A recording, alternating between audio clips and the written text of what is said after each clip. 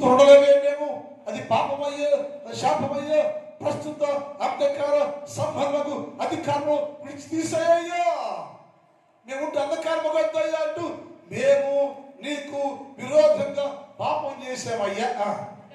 కనుక ఆయన మా పక్షంగా వ్యాజ్యమని గమనించాడు.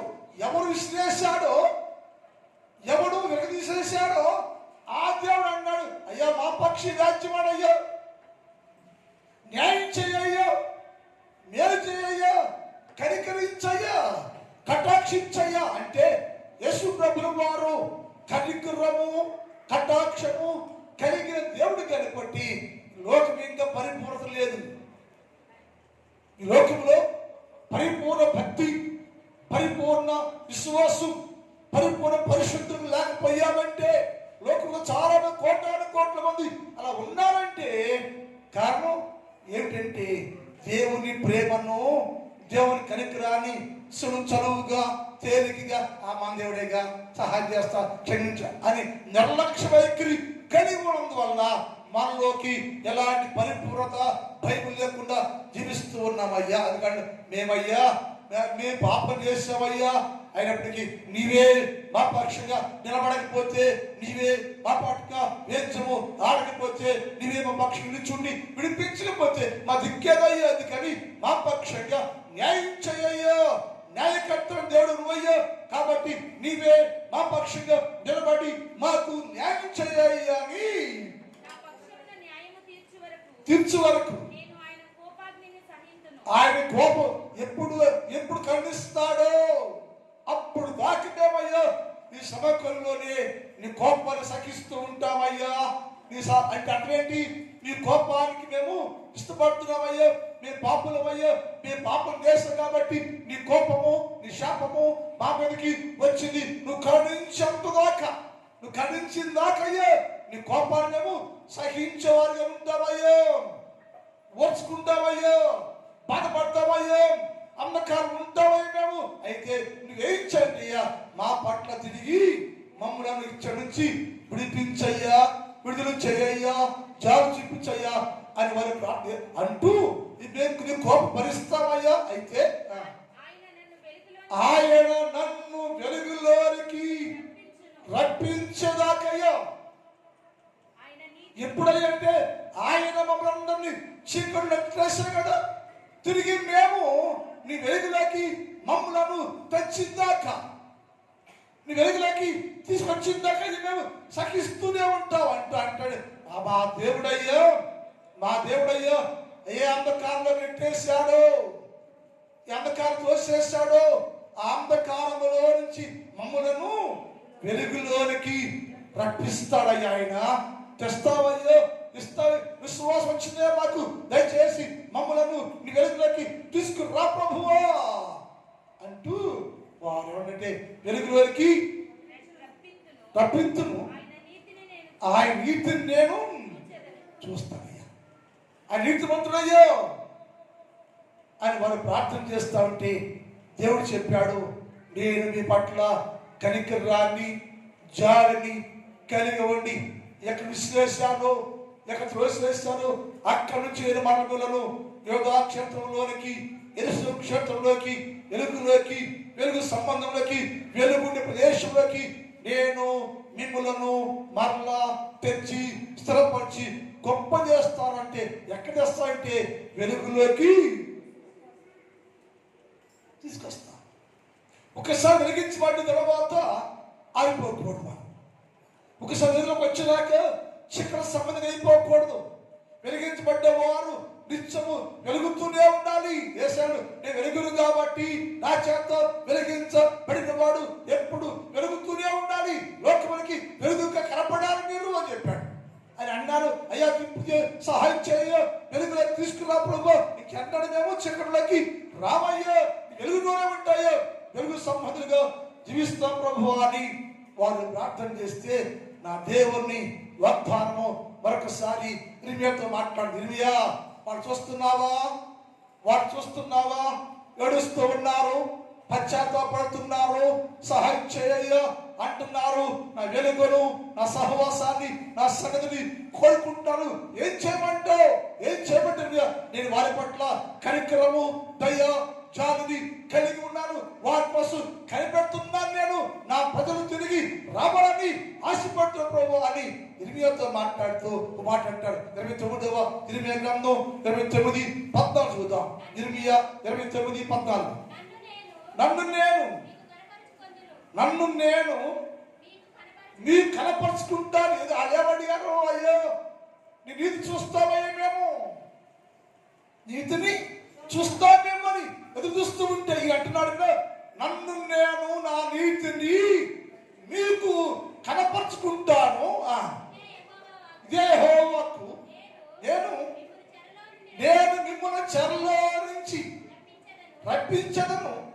నేను మిమ్మును నా ఈ చెరలో నుంచి తీసుకొచ్చేసినాక, బయటకు వచ్చేసినాక నేనెవరో, నా నీతి ఏంటో, నా ప్రేమ ఏంటో రక్షిస్తూ ఉంటే నన్ను చూస్తూ ఉంటే, ఈయన నా దేవుడయ్యా, ఎంతో ప్రేమ గలవడయ్యా, నా దేవుడు ఎంతో ప్రేమించవడంటే ఎన్నిసార్లు నీవు దేవుని చేతుల్లో నుండి జారిపోయి పడిపోయి లోక సంబంధిగా మారిపోతున్నా సరే, నా యేసయ్య తన ప్రేమను వెల్లడపరుస్తూ తన వెలుగును చూపిస్తూ నీతిని చూపిస్తా ఉన్నాడు. తీసుకొచ్చి నేను స్థిరపరుస్తాను. నేను తీసుకొచ్చేదట సమకూర్చి స్థిరపరుస్తాను. నేను స్థిరం చేస్తాను. నేను ఇంకెన్నడు కదలకపోకుండా, ఎన్న కదిలిపోకుండా.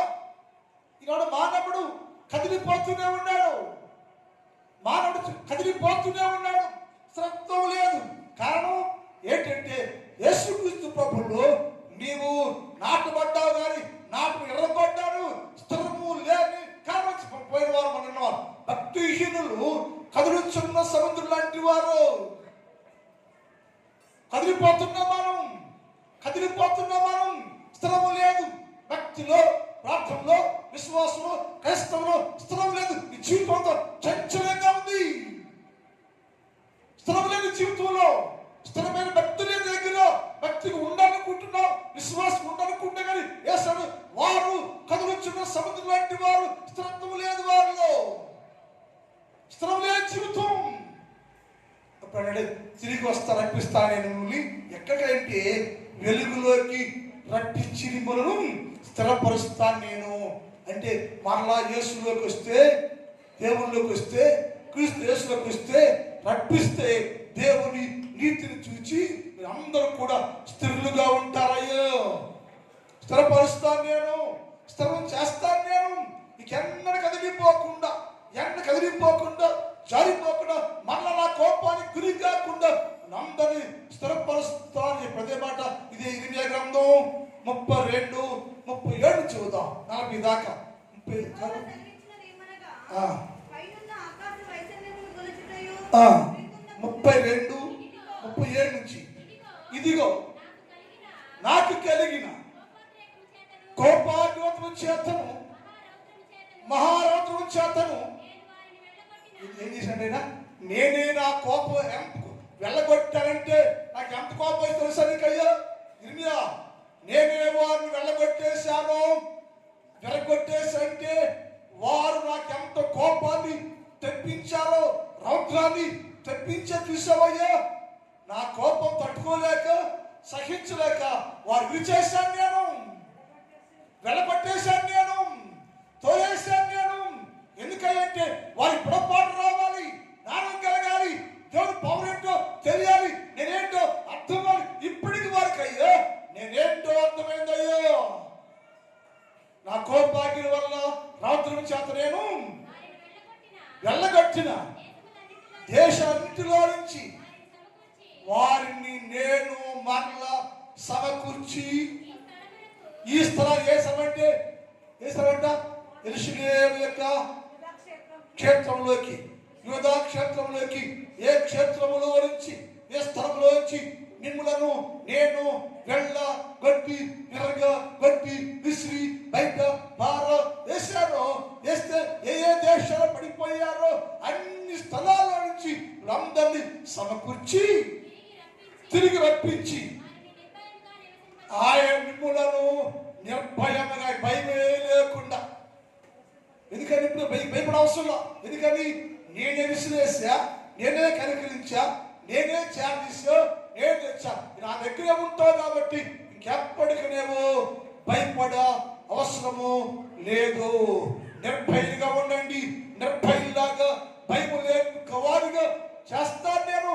ఇక నుంచి భయము ఆందోళన నీకేమి అవసరం లేదు. ఎందుకంటే నాతో ఉంటావయ్యా. నిన్ను మరలా యూదా క్షేత్రంలోను యెరూషలేము క్షేత్రంలోను స్థిరపరచబోతున్నావు, సమకూరుస్తున్నావు. కాబట్టి మీకు నిర్భయంగా ఉంటారు, నిర్భయంగా ఉంటారు, భయం లేకుండా ఉంటారు. వారు అప్పుడు ఇప్పుడు దాకా ప్రజలు కాదా? ప్రజలు కాదా? నా ప్రజలే, నా ప్రజలే కానీ నా పేరు పెట్టబడ్డవారే కానీ నాకు అవమానకరంగా జీవించారు. అది నిలబెట్టేశాను. ఇక్కడ నుంచి నా ప్రజలుగా ఉంటారు మీరు. ఇక నుంచి భయం లేకుండా ఉంటారు మీరు. నా ప్రజలుగా ఉంటారు మీరు. నా సొత్తుగా ఉంటారు. ఇప్పుడు దాకా నా సొత్తు అంటే నా సొత్తుగా ఉంటే ఇక్కడే ఉంటారు కదా. వెళ్ళిపోయారంటే నా వ్యతిరేక జీవించారు. కాబట్టి ఇక్కడ నుంచి నేను యూదా క్షేత్రానికి మిమ్మల్ని తిరిగి రప్పించినాక స్థిరపరిచినాక మీరు నిర్భయంగా ఉంటారు.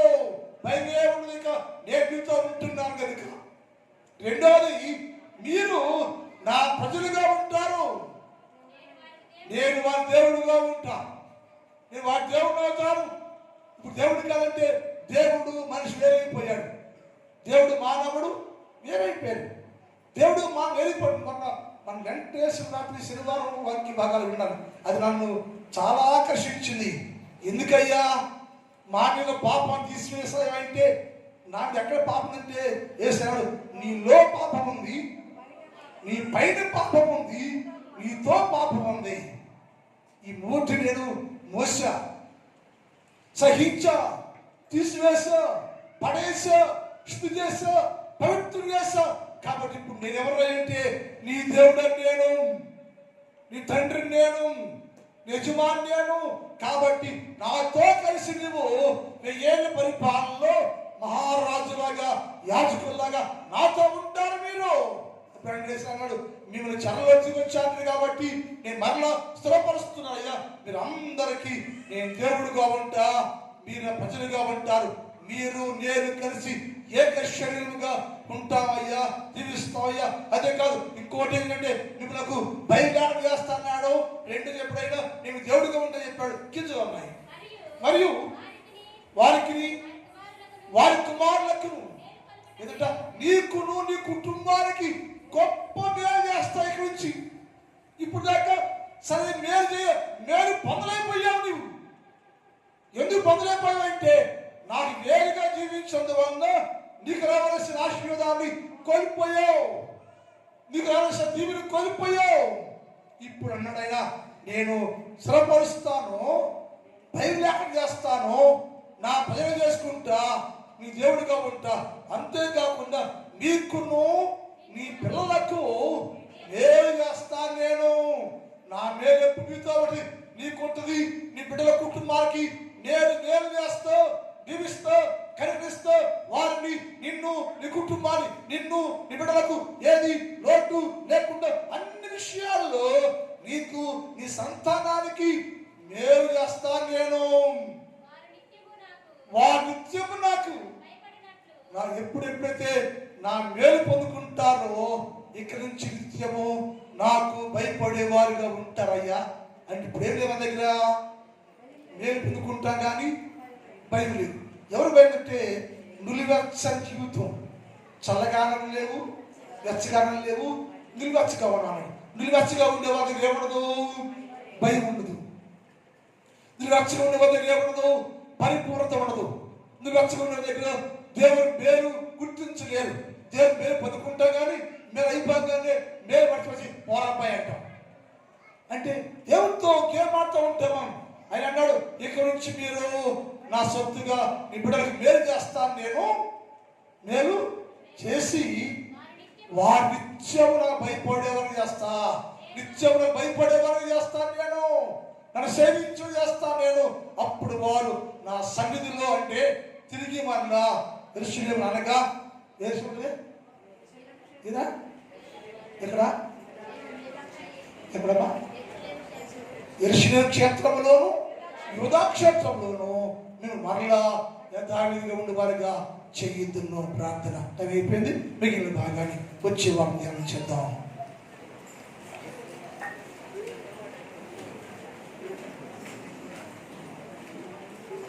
ఒక్క నిమిషం వెళ్ళి నుంచి ఆలోచించి ప్రార్థన చేసుకుని, అయ్యా నేను నీకు వ్యతిరేకంగా ఉంటే క్షమించయ్యా, వేరుగా ఉంటే క్షమించయ్యా. తిరిగి నన్ను మరలా యూదా క్షేత్రానికి యెరూషలేము క్షేత్రానికి తీసుకురా ప్రభువా, నీ సదులోకి, నీ సంఘములోకి, నీ ఇంట్లోకి తీసుకురా ప్రభువా, నన్ను క్షేమాభివృద్ధిలోకి తీసుకురా యేసయ్యా అని ప్రార్థన చేసుకుని తల్లి ఒక్క నిమిషం ప్రార్థన చేసుకోండి. అందరూ ప్రార్థనలో ఉండండి. దేవా నీకు వ్యతిరేకయ్యా, వేరుగా ఉన్నాయా నేను, నన్నయ్యా యూదా క్షేత్రం నుంచి విశ్లేషయ్యా, యూదా క్షేత్రం నుంచి బయటకు తీసి పారవేసయ్యా, క్షమించయ్యా క్షమించయ్యా. నేను ఒకవేళ నీకు వేరుగా జీవిస్తే వ్యతిరేకం ఉన్నందువల్ల విశ్లేషయామో క్షమించయ్యా క్షమించయ్యా మన్నించయ్యా. తిరిగి మరలయ్యా యూదా క్షేత్రంలోకి తీసుకురా, నీ ప్రజలుగా తీసుకురా, నీ బిడ్డగా తీసుకురా, నీతో ఉంచయ్యా, బలపరచయ్యా, ఆత్మాభిషేకంతో నింపయ్యా, ఆత్మశక్తితో నింపయ్యా, కృపాక్షేమాలతో నింపయ్యా, ఆత్మ ప్రభావంతో నింపయ్యా. నీ కుమార్తెగా నా దేవుడిగా నువ్వు ఉండయ్యా, నీ బిడ్డకు చేయి ప్రభు, అభిషేకించయ్యా అని ప్రార్థన చేసుకోండి. ఇప్పుడే దేవుడు నీ జీవితంలో గొప్ప కార్యం జరిగించును కాక. ఇప్పుడు ఆ దేవుడు నిన్ను, నీ కుటుంబాన్ని, నీ బిడ్డను దీవించి ఆశీర్వదించును కాక. ప్రార్థన చేసుకోండి. ప్రార్థనలో ఉండండి. అందరూ ప్రార్థన చేసుకుంటారు. ఎవరు మానుండద్దు. ప్రార్థన చేసుకోండి. ఎవరు వస్తారు, చిన్నవారు పెద్దవారు అన్నయ్యాళ్ళు అందరూ కూడా ప్రార్థన చేసుకోండి. ప్రార్థనలో ఉండండి. ఒక్క నిమిషం ప్రభుత్వం మాట్లాడేసయ్యా, దర్శించయ్యా. ప్రార్థన చేసుకోండి తల్లి, ప్రార్థన చేసుకుందాం. మా తండ్రి నీ పాదములకు స్తోత్రాలు. పరిశుద్ధుడు అయిన దేవా, యూదా క్షేత్రములో నుంచి, యెరూషలేము క్షేత్రములో నుంచి నీ ప్రజలైన వారిని విశ్లేషవయ్యో, వెళ్ళగొట్టేవయ్యో, విరిచేసేవయ్యో. కారణం ఏంటంటే మా తిరుగుబాటు, మా లోబడిన జీవితాలు బట్టి విశ్లేషిస్తే ప్రభువా, అక్కడ అంధకారములో, శూన్యములో, సకల కొలుగులో ఉండి మొరపెడుతూ పశ్చాత్తాపడుతుంటే, ఏడుస్తూ ఉంటే కనికరించి వారి కోసం కనిపెట్టుకుంటూ ప్రభువా వారిని అక్కడ నుండి బయటికి రప్పించావయ్యా. గొప్ప దేవుడయ్యా, నీ ప్రేమ గొప్పది, నీ కార్యం గొప్పది. నిత్యమైన మేము కూడా నీ ప్రేమలోనే జీవించాలి ప్రభు. నీ ప్రేమ కలిగి జీవించవరుగా, నీ సహాయములో, నీ క్షేత్రంలో క్షేమంగా, దీవెనకరంగా, మేలుకరంగా ఉండే భాగ్యం దయచేయ. ప్రతి కుటుంబాన్ని దీవించయ్య. మన కుటుంబంలో భర్తని, భార్యని, బిడ్డలను దీవించయ్య. ఏ కుటుంబానికి ఏది తక్కువ కాకుండా యేసు ప్రభు వారి క్షేమకరంలో నడిపించమని ప్రార్థన చేస్తున్నాం తండ్రి. ఈ మధ్యన కాలంలో ఈ స్థలంలో ప్రతి బిడ్డను దర్శించండి, దీవించండి, కాపాడండి, బాపరచండి, ఆరోగ్యం ఇవ్వండి ప్రభు. అలాగే తండ్రి నా సంఘాన్ని దర్శించయ్యా, నా సంఘాన్ని దీవించండి. నా సంఘంలో ప్రతి కుటుంబాన్ని దీవించయ్యా. ఏ కుటుంబానికి ఏది కావాలో, ఏ వేరు కావాలో, ఏ సహాయం కావాలో సమస్తాన్ని అనుగ్రహించమని ప్రార్థన చేస్తున్నా. వ్యవసాయం చేస్తున్నా ప్రతి వ్యవసాయదారుడు మంచి పంటలు గుర్చుకొని సహాయం చేయ. పరీక్షలు రాస్తున్న బిడ్డ దర్శించే రేపటి నుంచి 10th క్లాస్ పరీక్షలు రాయబోతున్న పరీక్ష రాసే ప్రతి బిడ్డను దర్శించండి, దీవించండి, కాపాడండి, నడవనివ్వండి. ప్రతి పరీక్షలో మీరే చేపట్టుకొని పరీక్షలు రాయించి మంచి విజయాన్ని పొందుకొని ర్యాంక్ పొందుకొని ప్రతి విద్యార్థి ఫస్ట్ ర్యాంకులో పాస్ అవ్వాలి తండ్రి. దీవించయ్యా, మేలు చేయండి. ఈ మధ్యన కాలంలో ప్రతి బిడ్డను దీవించి పంపించమని యేసు వారి పరిశుద్ధ నామములో ప్రార్థిస్తున్నాం తండ్రి. అందరూ పడదామండి.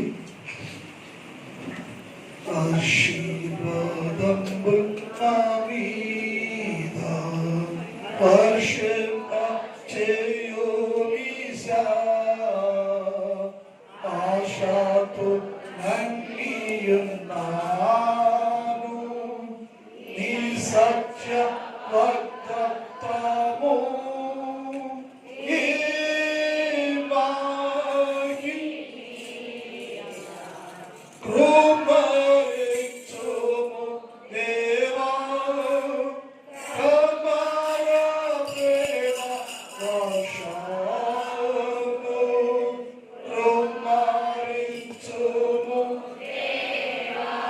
తండ్రి దేవుని ప్రేమ, కుమారుడు యేసుక్రీస్తు వారి కృప, పరిశుద్ధాత్మ దేవుని కలిగిన సహవాసం ఇప్పుడు ఎప్పుడు ఎల్లప్పుడు సదాకాలము మనందరికీ తోడై ఉండును గాక.